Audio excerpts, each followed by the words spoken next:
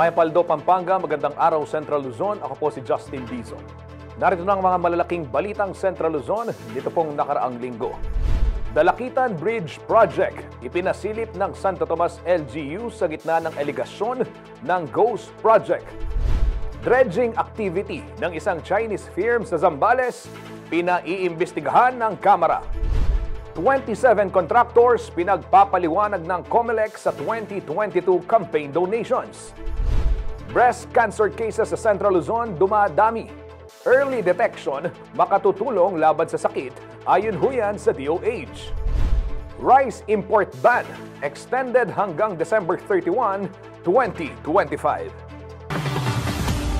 Kabalen, ipinakita mismo ng Santo Tomas LGU ang aktual na flood control project sa Dalakitan Bridge matapos po mga paratang na ghost project umano ang naturang konstruksyon. Sa ginawang site inspection, ipinaliwanag ho ng mga opisyal ang lagay ng proyekto at ang dahilan kung bakit ito na-delay. Ang buong detalye, ihahatid po ni Aisel Fernando.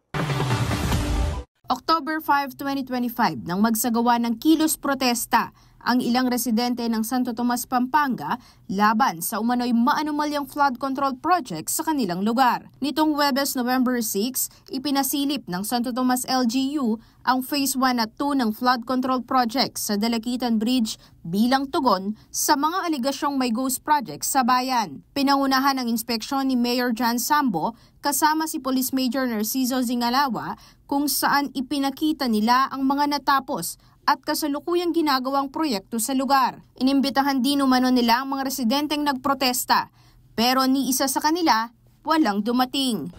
Nandito po tayo ngayon kasama po ang ating mayor at mga barangay captain para ma-inspect po ng personal at makita ito pong flood control project noong 2023 na ito po yung phase 1. Ito pong phase 1 na to, base po sa coordination ng sa DPWH, ito po yung complete na, finish na. Ito pong flood control project. Batay sa tala ng Project and Contract Management Application o PCMA, sinimula ng proyekto noong June 5, 2023 na may pondong mahigit 91 million pesos at kontraktor naman ang Edmarie Construction and Trading. Natapos ang Phase 1 noong February 22, 2024. At hindi natin papayagan na magkaroon tayo ng ghost project dahil ayaw natin mabahiran ang ating pangalan lalong-lalo na sa national government. We need the support of our national government, no, na magpondohan pa tayo sa bayan ng Santo Tomas, lalong-lalo na yung paglaban natin sa baha. Kasunod nito, ininspeksyon din ng alkalde ang Phase 2 ng flood control project sa Dalakitan Bridge na bahagi rin ng flood management program ng bayan. Ayon sa nakapaskil na poster sa lugar, dapat ay tapos na ito noon pang October 10, 2025. Ngunit paliwanag ng alkalde at project manager na si Felino Visperas mula sa EGB Construction Corporation at Sunray Metro Builders Corporation, nagkaroon ng pansamantalang suspensyon noong July 2, 2025 dahil sa pagbabago sa plano. Nakatanggap daw sila ng suspension order sa DPWH habang inaaprubahan ang bagong disenyo ng flood control system. Pagkaraang ma-approve, ibinaba ang resumption order noong October 1 at agad na sinimula ng trabaho noong October 3. Bigyan po kami ng resumption order, ito po yung April 14 nagsimula kami pero nagkaroon po ng suspension last July 2. July 2. Opo, nagkaroon pa suspension. So from July 2 kasi nagkaroon ng redesign because of the characteristics of the soil condition, characteristics din po ng result ng soil exploration.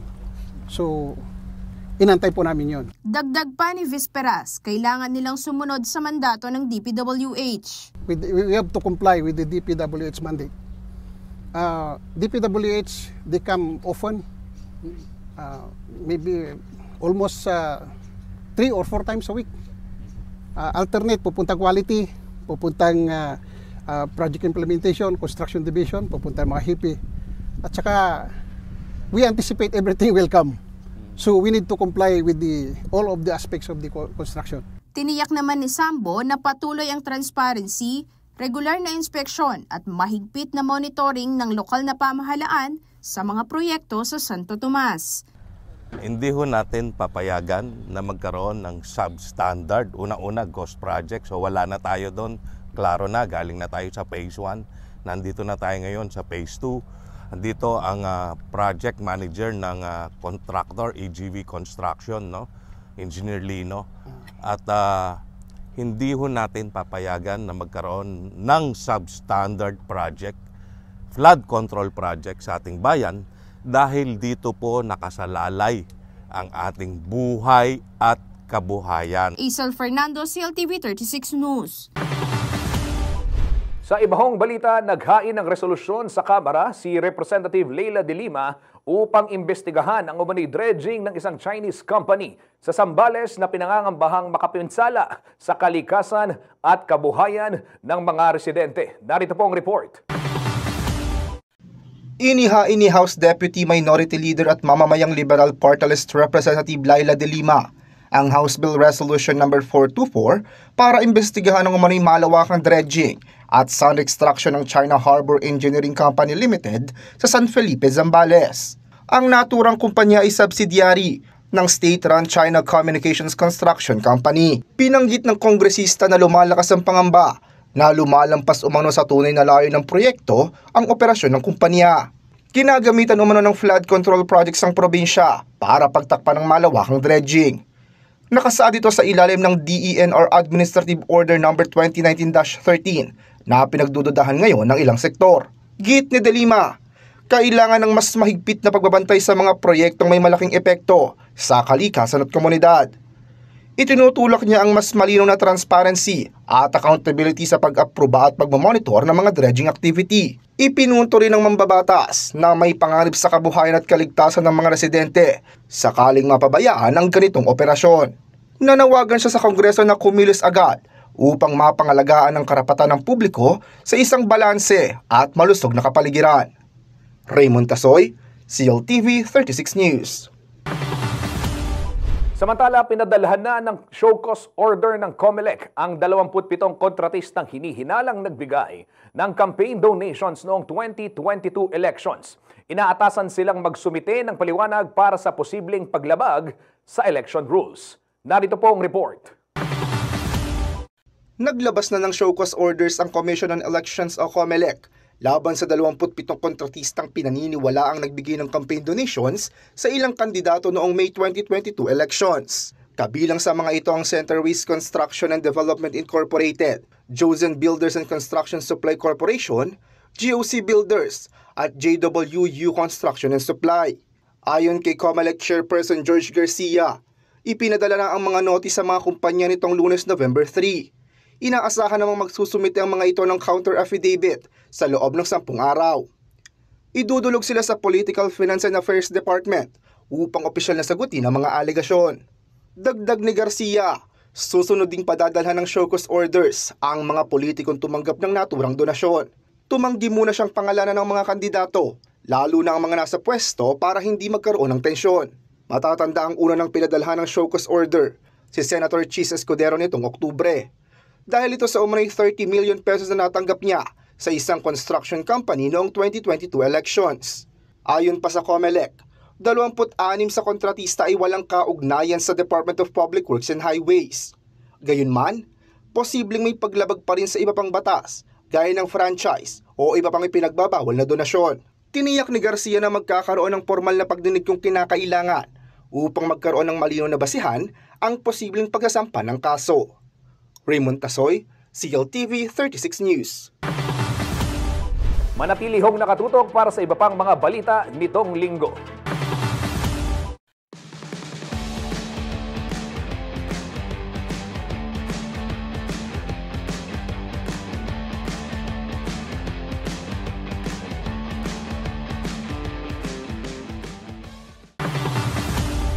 Nagbabalik po ang CLTV 36 News Recap. At sa iba pang mga balita, kabalen sa pagdami ho ng kaso ng breast cancer sa bansa, lalo pang binibigyang diin ng mga eksperto yung pong kahalagahan ng maagang pagpapasuri. Narito pong ulat ni Isel Fernando tungkol sa isang survivor na patunay na ang maagang aksyon ay maaaring magligtas ng buhay. Tahimik pero totoo. Araw-araw may mga Pilipino na nakikibaka sa breast cancer. Isang laban na maaaring maiwasan kung maaagapan. Para kay Juliet Ginto, isang breast cancer survivor mula Arayat, Pampanga, nagsimula ang lahat sa isang maliit na bukol na halos hindi niya napansin. Muna, ate kong kikirot kang left breast ko. Kaya ba't may nag-self test ko, itang sabi ng doktor na pa-cross. Ngayon ayapis ke yan, asalat ke at the left side na itang breast ko. Kaya sabi ko, niya nga salat ke, magduda na ako, sabi ko, atin kong, balang atin kong kakapal bukol sis, sabi ko. Ngayon ingawa ko niyan, magpa-check up ko kang surgeon.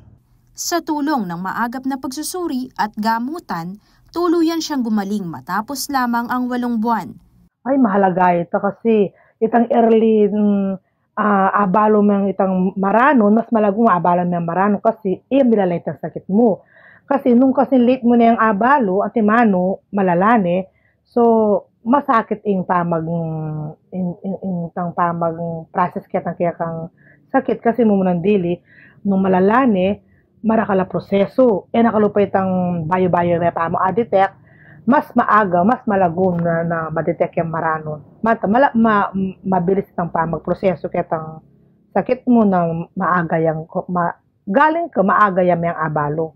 Ayon sa Department of Health o DOH Central Luzon, patuloy ang pagtaas ng kaso ng breast cancer sa rehiyon mula sa 1.34 kada 100,000 population noong taong 2020, umakyat ito sa 2.46 nitong 2024. Pero sa likod ng pagtaas ng bilang, may positibong pananaw ang mga eksperto. Dumami ba kaya talaga? Ang isa, maaring dumami, ngunit ang kinaganda nito dahil nakikita sila. Kumukonsulta na ngayon, no? Pero alam niyo ba, sa ating mga datos, comparing it even to mga sa national na statistics natin at international, marami pa rin tayong namimiss. Bagamat, nakikita na natin sila ngayon, gusto rin talaga natin na sana pag nakita natin sila, hindi na yung late stage, wala tayong magawa, di ba? Kaya naman ang government natin ngayon, pinaigting yung tinatawag nating screening and early detection. Paliwanag ni Dr. Cindy Canlas, Medical Officer 4 ng Non-Communicable Disease Cluster ng DOH Central Luzon Center for Health Development, nagkakaroon ng breast cancer kapag may abnormal na pagdami ng cells sa dibdib na nagiging bukol o tinatawag na uncontrollable growth. Bagaman mas bihira, maging ang kalalakihan ay may panganib din sa pagkakaroon ng breast cancer. So, sinasabi natin na ang breast cancer, sabi nga, ay makikita kabilang sa mga simptomas nito yung pagbabago, una, sa shape o kaya sa size ng breast or suso ng kababaihan. Actually, meron din itong maaaring mangyari sa mga kalalakihan. No? Basta may suso ka, pwede kasi magkaroon ng breast cancer. Maliban dito, maaaring magkaroon ng discharge or nipple discharge. Maaaring may makitang dimpling. No? So, pwede rin may change dun sa mismong skin ng suso. No? Maaaring meron tinatawag na parang pamamaga o kaya parang orange peel. No? May mga modifiable at non-modifiable risk factors din umano na pwedeng magpataas ng tsansa ng pagkakaroon ng sakit. Kasama sa modifiable o pwedeng baguhin ang paninigarilyo, pag-inom ng alak, kakulangan sa ehersisyo at hindi balanseng pagkain. Habang ang non-modifiable naman ay edad, kasarian at family history. Kapag family history naman, no, across international na mga datos, sinasabi kapag meron kang first-degree relative na nagka-breast cancer that is younger than 49-year-old pababa, no, sobrang taas, even up to 5 times yung risk mo na mag-develop ng breast cancer. Kaugnay nito, inihahanda naman ni Nanay Juliet ang kanyang mga anak laban sa posibilidad na pag-develop ng breast cancer. Ulit sabi na pagping cancer, hereditary. So, kung anak ko, pepa-inject ko lang kitang anti-cervical kasi related na kay breast ito. Samantala, isa sa mga tinututukan ng DOH ngayon ang screening at early detection. Sa Central Luzon, sinasanay ang mga health workers mula barangay health units hanggang rural health centers para magsagawa ng clinical breast exam at mag-refer ng mga pasyente sa nangangailangan ng karagdagang pagsusuri. So, through the years, nagkakaroon tayo ng mga training, hindi lamang dun sa ating mga hospitals yan. Ngunit, ang mga ganitong serbisyo kasi, kagaya ng halimbawa, clinical breast exam, and even, yung kung available man ng breast ultrasound sa ating mga level 1 or level 2 hospitals, okay, they are now trained. Not only that, sila ay makascreen, kundi trained din sila para ma-refer itong mga pasyente natin. Maging sa mga liblib na lugar, patuloy ang inisyatibo ng DOH para mapalapit ang serbisyo sa mga cancer warrior, kabilang ang mobile screening units at linkages sa workplaces upang mas marami ang makapagpasuri. Para sa mga tulad ni Nanay Juliet, ang maagang pagpapasuri ay hindi lang paraan ng pag-iwas sa sakit, ito ay pagpili ng buhay. Sana, nung ati kayong panadami kayong sarili nyo, kayong katawan nyo, kaya kayong maginaya na magpalawi. So, kailangan po maaga, mas malago po na palawi po maaga yung kaya kayong panandaman. Ang pagsusuri or yung ating mga pagkonsulta ay malaking bagay.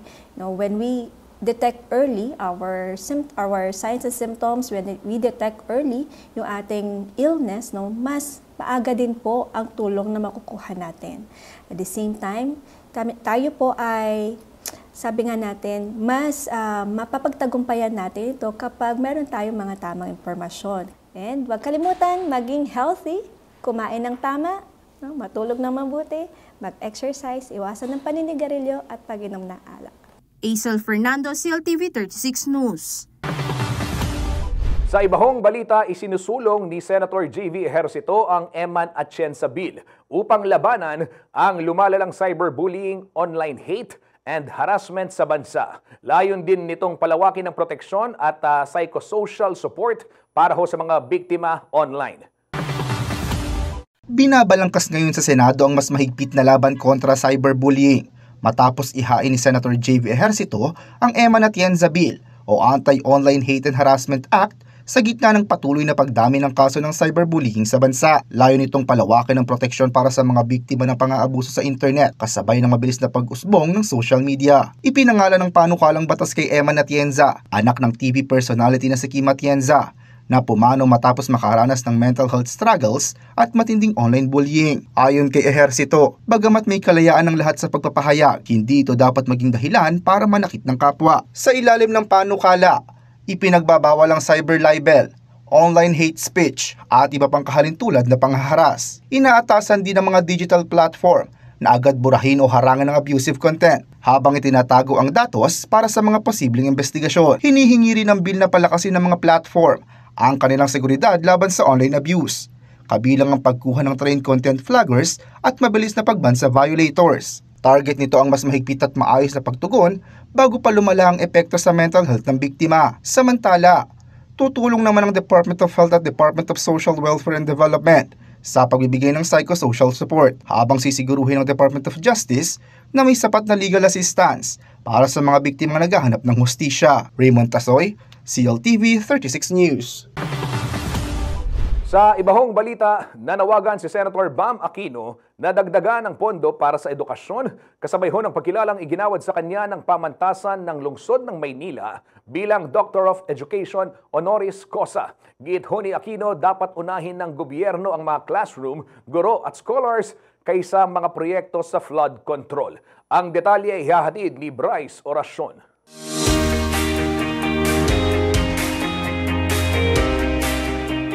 Ginawaran ng Doctor of Education honoris causa ng pamantasan ng lungsod ng Maynila o PLM si Senator Bam Aquino bilang pagkilala sa kanyang advokasya na gawing libre at abot kamay ang pag-aaral sa kolehiyo para sa milyong-milyong estudyanteng Filipino. Bilang panauhing pandangal at commencement speaker sa PLM graduation ceremonies, pinuri si Aquino para sa kontribusyon ng tinaguriang landmark law sa sektor ng edukasyon. Binigyang diin naman ni Attorney Edward Serapio, chairman ng PLM Board of Regents, na ang pagkilalang iginawad kay Aquino ay sumasaklaw sa kanyang dedikasyon sa edukasyon, mula sa pagiging estudyante at youth leader hanggang sa pagiging mambabatas. Today, we confer on him our highest honor, Doctor of Education honoris causa.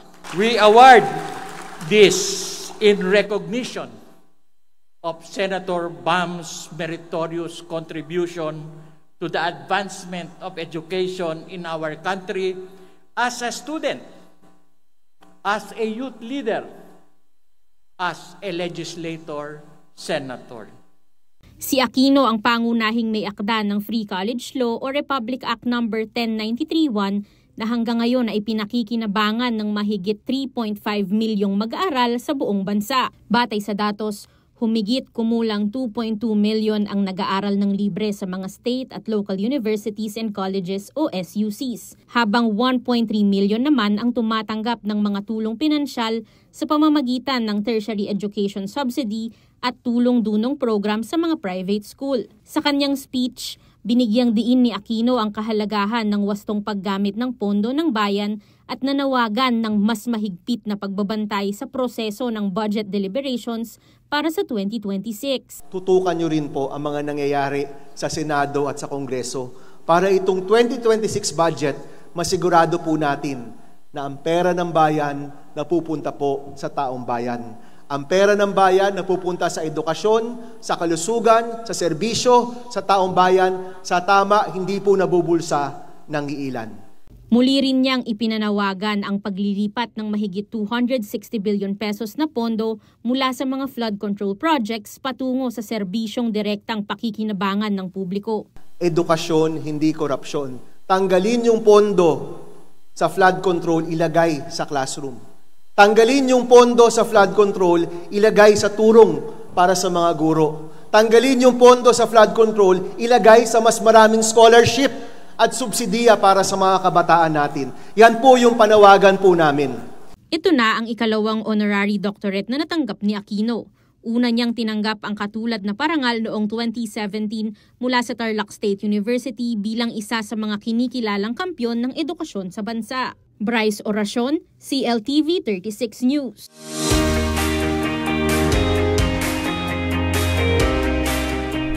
Kabalan, manatilihong nakatutok, magbabalik ang CLTV 36 News Recap.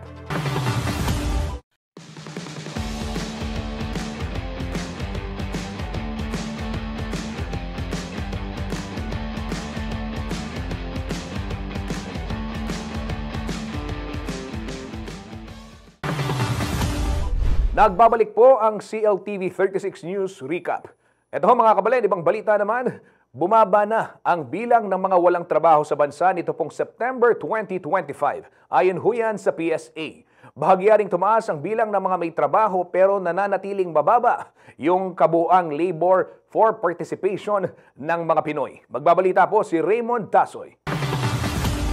Sa gitna ng pabago-bagong takbo ng ekonomiya at papalapit na holiday season, nananatiling maselan ng sitwasyon ng labor market sa bansa. Habang may mga industriya na patuloy ang pagdaloy ng oportunidad, may ilan namang ramdam ang paghina ng hanap buhay. At sa pinakabagong September 2025 Labor Force Survey mula sa Philippine Statistics Authority nitong Huwebes-November 6, may mga numerong dapat bantayan. Nasa 1.96 milyon ang bilang ng mga Pilipinong unemployed o walang trabaho nitong Setyembre. Mas mababa ito kumpara sa 2.03 milyon noong August 2025. Ngunit mas mataas naman sa 1.89 milyon na naitala noong September 2024. Katumbas ito ng 3.8% na unemployment rate. Ibig sabihin, 38 sa bawat 1,000 Pinoy na nasa labor force ang wala pa ring trabaho o negosyo. Samantala, bahagya namang tumaas ang bilang ng mga Pilipino na may trabaho. Mula sa 96.1% noong August 2025, nasa 96.2% na ito nitong Setyembre. Mas mababa ito sa 96.3% na naitala noong September 2024. Ang naturang porsyento ay katumbas ng 49.60 milyong Pinoy na may trabaho nitong September 2025. Nangunguna pa rin ang services sector bilang main contributor sa kabuuan ng employment rate, sinundan ng agriculture sa 20.9% at industry sector sa 17.8%. Sa usapin naman ng subsectors, nangunguna ang construction sector sa nag-ambag sa bahagyang pagtaas ng bilang ng mga may trabaho. Nakapagtala ito ng halos 514,000 na bagong empleyado na karamihan ay mula sa pagtatayo ng gusali, plumbing at mga utility project. Sumunod sa construction ng fishing and aquaculture sector, accommodation and food service, human health and social work, at agriculture and forestry. Tumaas din ang bilang ng mga underemployed o mga empleyadong mayroong additional work hours o may mahigit sa isang trabaho. Nasa 11.1% ito nitong September 2025, mas mataas sa 10.7% noong August ng kaparehong taon. Sa kabila nito, nananatili pa ring mababa ang kabuuang labor force participation rate ng bansa. Mas mababa ito sa 65.1% noong August 2025 at 65.7% noong Setyembre ng nakaraang taon. Ipinahihiwatig nito na mas kaunti pa rin ang mga Pinoy na aktibong naghahanap ng trabaho sa Pilipinas. Raymond Tasoy, CLTV 36 News. Samantala, bumaba ng halos 14% ang bilang ng krimen sa bansa nitong nakalipas na 3 buwan, batay ho yan sa ulat ng Philippine National Police. Bunsod ho ito ng mas pinaigting na operasyon laban sa illegal na droga, loose firearms at maging smuggling. Bumaba ng halos 14% ang bilang ng krimen sa bansa sa nakalipas na 3 buwan, ayon sa datos ng Philippine National Police. Mula 6,961 na kaso noong July hanggang August 25, naging 5,989 na lang ito mula August 26 hanggang October 30, 2025. Naitala rin ng 14.01% na pagbaba sa tinatawag na focus crimes tulad ng murder, homicide, rape, physical injury, carnapping, theft, at pagnanakaw ng motor vehicle. Binigyang diin ni Acting PNP Chief Lieutenant General Jose Melencio Nartates Jr. na bahagi ng pagbaba ng crime rate ang pagpapatupad ng focus agenda na layong paghusay ng operasyon ng hanay ng pulisya. Sa parehong panahon, nakapagsagawa ang PNP ng higit 9,000 anti-illegal drug operations na nagresulta sa pagkakaaresto ng mahigit 10,000 drug suspects at pagkakasamsam ng 1.91 billion pesos na halaga ng illegal na droga. Samantala, umabot sa higit 11,500 ang naaresto o sumuko sa kampanya kontra wanted persons, habang nasa 5,600 loose firearms naman ang nakumpiska o kusang isinuko. Nagresulta rin ang operasyon kontra illegal gambling at smuggling sa pagkakasamsam ng 2.86 million pesos na halaga ng paraphernalia at 337.8 million pesos ng smuggled goods. Raymond Tasoy, CLTV 36 News. Sa ibahong balita, plano ng Department of Public Works and Highways o DPWH na gawing mas efficient at transparent ang monitoring ng kanilang mga infrastructure projects. Kaugnay ho nito, lumagda ang ahensya ng isang Memorandum of Agreement katuwang itong Philippine Space Agency upang gumamit ng makabagong teknolohiya sa naturang hakbang. Narito pong detalye ng balitang yan. Lumagda ng isang Memorandum of Agreement o MOA ang Department of Public Works and Highways o DPWH at Philippine Space Agency o PhilSA upang gumamit ng space technology sa pagmonitor ng infrastructure projects ng ahensya. Ayon kay DPWH Secretary Vince Dizon, malaking hakbang ang paggamit ng satellite imaging at iba pang high-tech solution upang mas maging episyente, transparent at wasto ang pagmumonitor sa mga naturang proyekto. Paliwanag naman ni Dr. Gay Jane Perez, Officer in Charge ng PhilSA, makatutulong ang mga unique satellite data sa quantification at assessment ng mga proyekto mula sa konstruksyon hanggang maintenance ng mga ito. Matatanda ang lumabas sa serye ng investigasyon sa Senado na nagagawang manipulahin ng mga dokumento hinggil sa estado ng ilang proyekto ng DPWH. Dahilan upang magkaroon ng mga ghost project na nababayaran kahit wala namang naitayong aktwal na proyekto. Layunin ng kasunduan na matiyak ang kalidad, katatagan, at tamang paggamit ng pondo sa mga proyektong pang-imprastruktura ng gobyerno sa buong bansa. Ito start pa lang ito, no? Itong pagpirmahan na to, kasi government agency din ng PhilSA, no? This Memorandum of Agreement will now make it easier for us to work together and develop the monitoring tools that we desperately need to effectively monitor our projects with minimal or zero human intervention. Yun kasi ang critical, di ba? Kasi nakita natin nung nakaraan, may teknolohiya nga, pero minsan namamanipula ng mga masasamang tao. Na gustong itago yung totoong status ng proyekto. So, yun ang gusto namin sanang makipagtulungan sa PhilSA na minimal if not zero human intervention yung pagmonitor. Kasama si Paulo G. Santos, Bryce Oracion, CLTV 36 News. Kabalan, manatili hong nakatutok para sa iba pang mga balita nito pong linggo.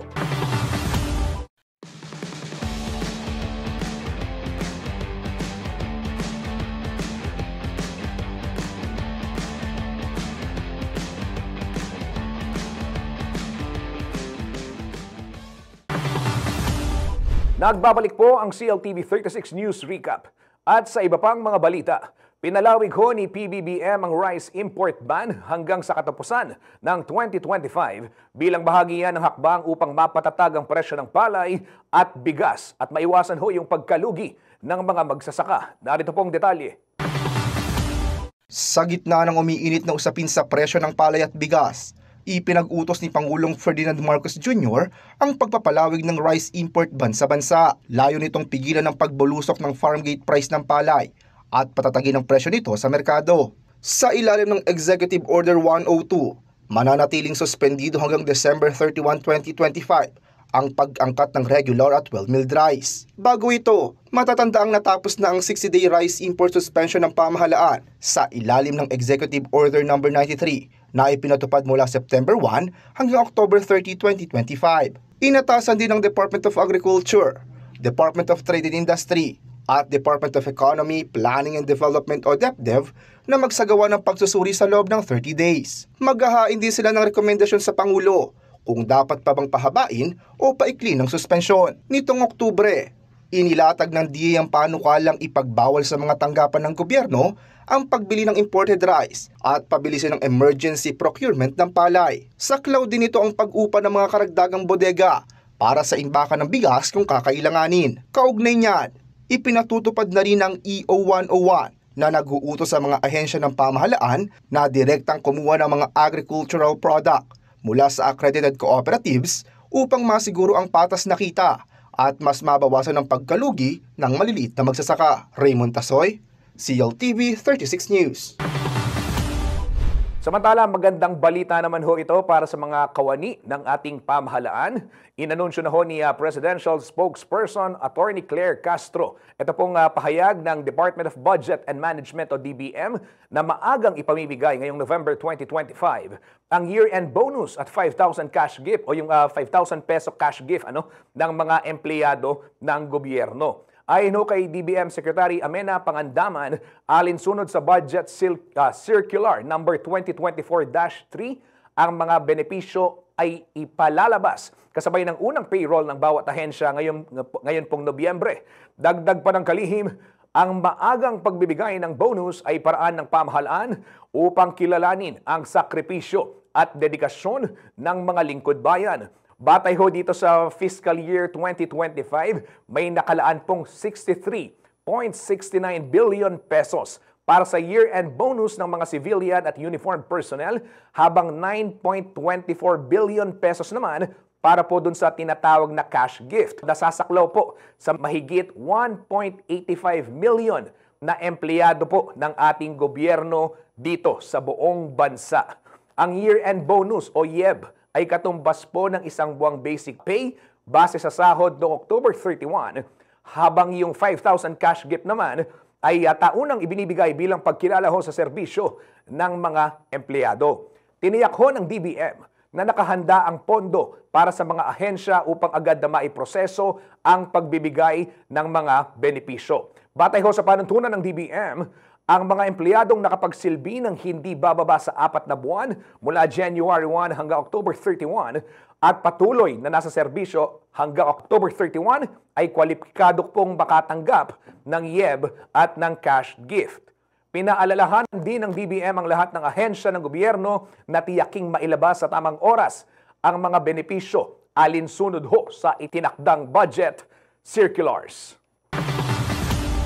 Ito po ho, isa pang good news mga kabalen. For the first time in history, isang graduate po mula sa Pampanga State University ang nakakuha ng top spot sa Certified Public Accountant Licensure Examination. Kilalanin ho natin siya sa report ni Isel Fernando, ang kauna-unahang first placer ng PSU na nagpatunay na sa sipag, dasal at determinasyon, wala pong imposible at kayang abutin kahit ang pinakamataas na pangarap. Hindi pa rin makapaniwala si Mike Ronel Diwa Castro, isang BS Accountancy graduate ng Pampanga State University o PSU Main Campus, nang makita ang kanyang pangalan sa listahan ng mga pumasa sa October 2025 Certified Public Accountant Licensure Examination o SIPALE. Pero hindi lang basta lumitaw ang pangalan niya dahil siya rin pala mismo ang rank 1 sa buong bansa at kauna-unahang first placer ng universidad. Hindi ko po talaga totally expect. Kung mapabilang man po ako sa top 10, feel ko po sa below ranks, gano'n. Pinahalad po na maging top 1. Ayun po. And sobrang overwhelmed po and until now, pinaprocess ko pa rin po siya. Lumaki si Mike sa isang simpleng pamilya sa Lubao, Pampanga. Bata pa lang, achiever na. Valedictorian sa elementary with high honors sa high school at summa cum laude sa kolehiyo. Aktibo rin siya sa academic at journalism competitions. Growing up po, as a student, I was an achiever po way back elementary hanggang college. I am joining po various competitions sa school and nagjo-join din po ako sa mga various organizations and I am also naging officer din po ako sa schools ng elementary and high school. Ayon sa kanyang ina na si Mirna Castro, kailanman ay hindi naging sakit sa ulo si Mike pagdating sa pag-aaral. Mike po, okay pong kay malugod diyang pengari. Tsaka, nimisan niya kung may problema kayang pamag-aral. Okay yung kay mag-aral. Alam kada basta school baleya mo. Ngunit sa likod ng mga karangalang ito, dumaan din siya sa mga pagsubok. Aminado siyang hindi madali ang pagde-review para sa CPA board exam. Yung pinaka probably struggle ko po, siguro is, for example, kapag nag-study po, siguro po yung mga distractions sa paligid. Yung ingay po, minsan hindi po makakonsentrate. And at the same time, medyo mainit po kasi dito sa amin eh. And ayun po, dagdag factor din po siguro. Kaya medyo kapag nag-study po ako, is hindi po siya ganun smooth yung pag-study ko kasi po mainit, ganun. Kaya naman, mahalaga para sa kanya ang balanse sa pag-aaral at pahinga. Ayon kay Mike, hindi ito tanda ng kahinaan, kundi bahagi ng proseso ng tagumpay. For my review session po, usually yung pong study ko is hindi po siya nag-i-exceed ng 8 hours. Nag-i-start po ako 9 a.m. 9 a.m. gigising po ako and then breakfast and take a bath hanggang 10:30 probably. Then 10:30 po talaga yung mismong start po ng study session. And then yun po, tuloy-tuloy na po hanggang probably 11:30. Ayun po. And then matutulog po ako 1:30. And dun po sa mga study sessions ko, syempre, ini-incorporate ko rin po yung mga rest periods kasi as much as possible, iniiwasan ko po yung burnout. Matindi po kasi yung effect sa akin ng burnout. Hindi po masyadong nag-function yung utak ko kinabukasan kapag na-burnout po ako. Sa lahat ng kanyang pinagdaanan, pananampalataya ang naging sandigan ni Mike. Bago pa man lumabas ang resulta, ipinagkatiwala na raw niya sa Diyos ang lahat. Actually, wala naman pong sikreto. Probably it is a perfect combination of faith kay Lord and at the same time, effort po on my part. Faith po kay Lord, before the board examination, I surrendered everything po sa Kanya. Second po, effort on myself. Every day, nag-e-effort po ako. Binibigay ko po lahat ng kaya ko po sa review. Yung mga hindi ko po ginagawa nung undergrad na study habits is ginagawa ko na po nung mismong review season na. Lagi rin daw siyang pinapaalalahanan ng kanyang ina na huwag kalilimutan ng Diyos sa lahat ng ginagawa. Pangaralan kaya na sana, sama-sana yung pamag-aral na, makanta, pong sabi ko, lagi kang mag-pray na naman to, pasawap ka kasi ibiyan na naman ng nanong kaya mo. Nung yan naman ibiye, atin niyang aliwang plano. Kaya nang lumabas ang resulta, hindi raw niya napigilang maiyak at yakapin ang kanyang ina. Para kay Mike, ang karangalang ito ay bunga ng sakripisyo at pagmamahal ng kanyang pamilya. Basically, they are one of my source of motivation po. Tsaka, whenever I see them na nag-effort po para sa akin, mas dinodoble ko pa po yung effort in studying. Kasi po, lahat ng needs ko po sa school, lahat po ng essentials, pinoprovide po nila. Kahit medyo minsan kinakapos, ganun po. Still, never po silang nagkulang sa akin. Sobrang-sobra, kubalong explain king nung makananong tangka proud ko kayo. Sobrang saya yung daramdaman ko. Malaking tulong daw ang training at sistema ng PSU sa paghahanda nila sa board exam. Mula second year college, sumailalim na sila sa qualifying at pre-board exams na aniyay nakatulong upang maging handa sa tunay na sipali. Ayon sa Professional Regulation Commission o PRC, 3,460 sa 10,171 examinees ang pumasa o katumbas ng 34.02% passing rate. Kasama rin sa top 10 ang isa pang PSU graduate na si Lance Andre America na nakakuha ng rank 7 matapos magtala ng 89.83% rating. Para kay Mike, ang tagumpay na ito ay hindi lang kanya. Para din ito sa mga taong nasa likod ng kanyang journey. This triumph of mine, this achievement of mine po is not solely mine but also it is a shared victory po sa lahat ng taong sumuporta po sa akin ever since day one, especially po family and friends po.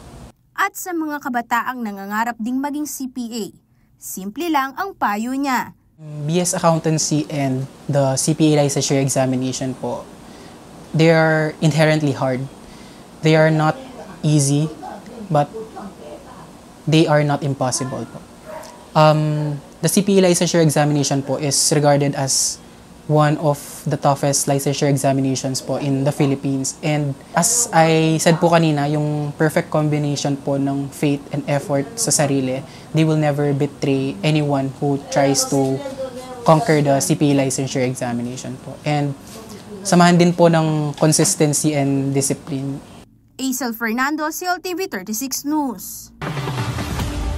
Ayan, congratulations Mike Castro. Duwid ka. Pag maragul na ka ning Labuad, Kapampangan, we are very proud of you. At yan hong mga balitang nakalap ng CLTV 36 News. Para ho sa karagdagang detalye, pwede nyong i-follow itong aming mga social media pages sa Facebook at CLTV 36 Official and at CLTV 36 News. Sa X naman, yung pong dating Twitter at CLTV 36, Instagram at CLTV 36 Official, ganyan din yung ating TikTok. Kung nais ninyong balikan yung mga programa ng CLTV 36, pwede rin bumisita sa ating YouTube channel at CLTV 36 Official o di kaya naman website www.cltv36.tv. Mapapanood din yung mga programa ng CLTV 36 nationwide via Signal Channel 115 at sa ating 39 cable partners.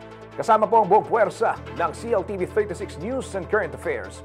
Ako po si Justin Dizon. Maraming salamat po.